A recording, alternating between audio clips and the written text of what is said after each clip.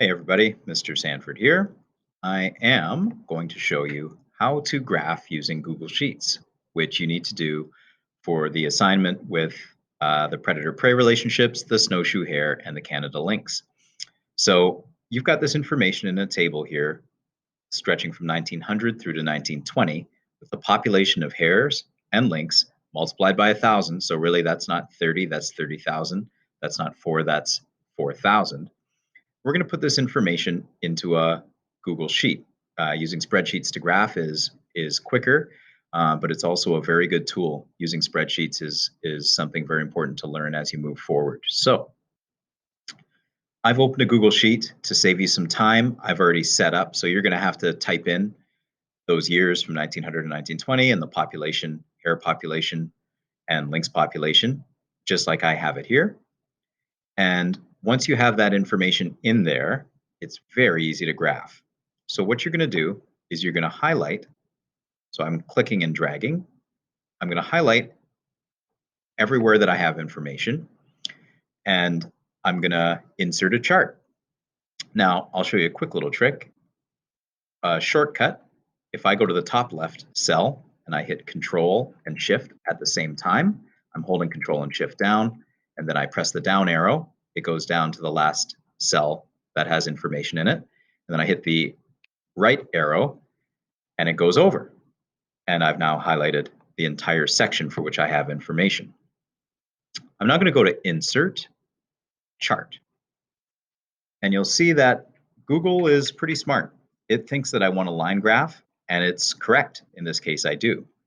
If on yours it defaults to something else, so let's say it went to a scatter plot, which we used earlier in the year, you just have to go in this chart editor and switch it back to a line chart, just like that. Now, you'll notice the year is already listed on the x-axis, which is what we want. This title could use a bit of work. So I'm going to go in my chart editor to customize chart and axis titles. And I'd like to change the chart title to something like Population Snowshoe Hares Canada Lynx from 1900 to 1920. So that's my new title. That looks pretty good. Oops, I said 900. Let's go 1900. Perfect.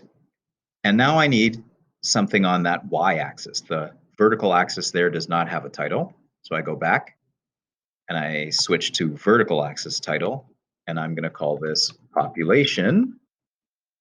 That's multiplied, remember, by 1,000. So that top value is really 80,000, not 80. And that graph, that's how easy it is. I have now successfully made a graph using Google Sheets. I'm going to now copy. So I click on the graph, and I'm going to hit Control C to copy. Or alternatively, I could hit the 3 dots there and go to Copy Chart. And I'm going to go back to the assignment where I've asked you at the top of the second page here to paste your graph. So I'm going to hit Control V to paste. It's going to ask me, do you want to link it to the spreadsheet? If you do that, you can actually change the graph on your Google Doc. I don't need to. I'm just going to paste it unlinked. And there it is.